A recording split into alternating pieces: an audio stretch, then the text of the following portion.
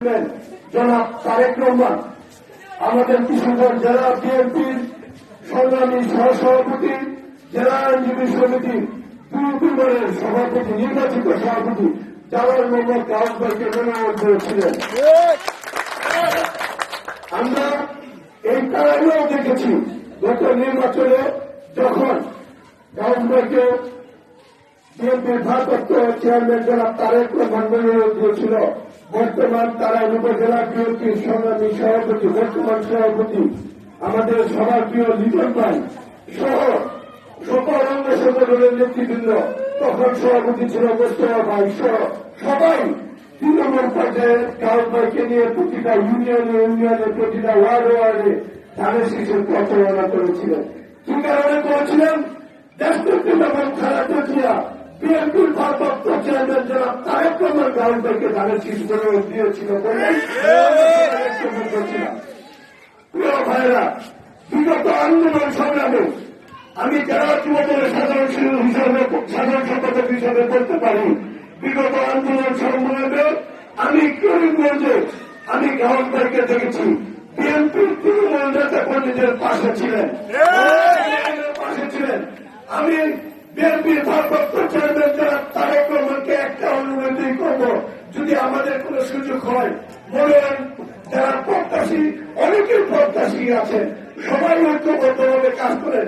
যাকেই মনোনয়ন দেওয়া হবে আমরা ঐক্যবদ্ধ হবে, তাকেই আমাদের মধ্যে যাতে কোনো দ্বিধা বিভক্ত না থাকে, এটাই আমার অনুরোধ রইল। কারণ বিগত আন্দোলন সংগ্রামে আমি কারো কোনো নেতার নাম নিতে চাই না, আপনারা সবাই সাক্ষী। কিশোরগঞ্জে আন্দোলন সংগ্রামে, করিমগঞ্জ আন্দোলন সংগ্রামে, তারাই আন্দোলন সংগ্রামে কে আপনাদের পাশে ছিল। তাই আমি অনুরোধ করব আমাদের মধ্যে কোনো দ্বিধামুক্ত যাতে না হয়, যেই দলের কাজ করতে আসবেন। আজকে গাউস ভাই এসেছেন 31 দফা, এই 31 দফার মানে কি? আমাদের বিএনপির ভারপ্রাপ্ত চেয়ারম্যানই তো তৃণমূল পর্যায়ে 31 দফা বাস্তবায়নের জন্য কাজ করছেন।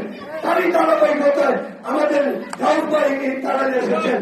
আমি তারা নেতৃবৃন্দকে বলবো, ভবিষ্যতে বিএনপির যে কোনো প্রোগ্রামে যদি বিএনপির নেতৃবৃন্দ, জেলা বিএনপির নেতৃবৃন্দ আসে, তাহলে আমরা যাতে ওনাদের পাশে থেকে কাজ করি। আর মনোনয়নের বিষয় গতবার যেহেতু ওনাকে মনোনয়ন দিয়েছিল, এবারেও উনি প্রত্যাশী।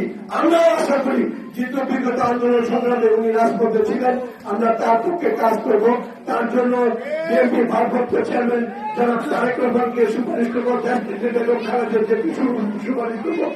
যদি আমাদের তারাই করিমগঞ্জের অভিভাবক ডক্টর উসমান ফারুক সাহেব যদি আসেন, তাহলে আমরা অবশ্যই ওনার নেতৃত্বে আমরা তারাই করিমগঞ্জ ঐক্যবদ্ধ থাকবো। যদি উনি নির্বাচন করে, অবশ্যই গাউস ভাই কথা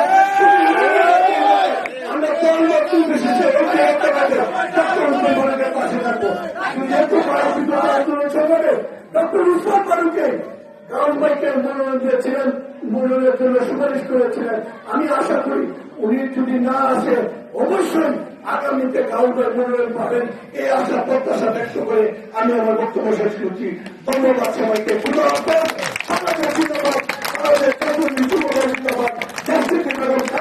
জিন্দাবাদ, তারুণদের অহংকার, তারেক রহমান জিন্দাবাদ, ডক্টর উসমান ফারুক জিন্দাবাদ। বাংলাদেশে আপোষের কোন নেত্রী আছে? নেত্রী আছে।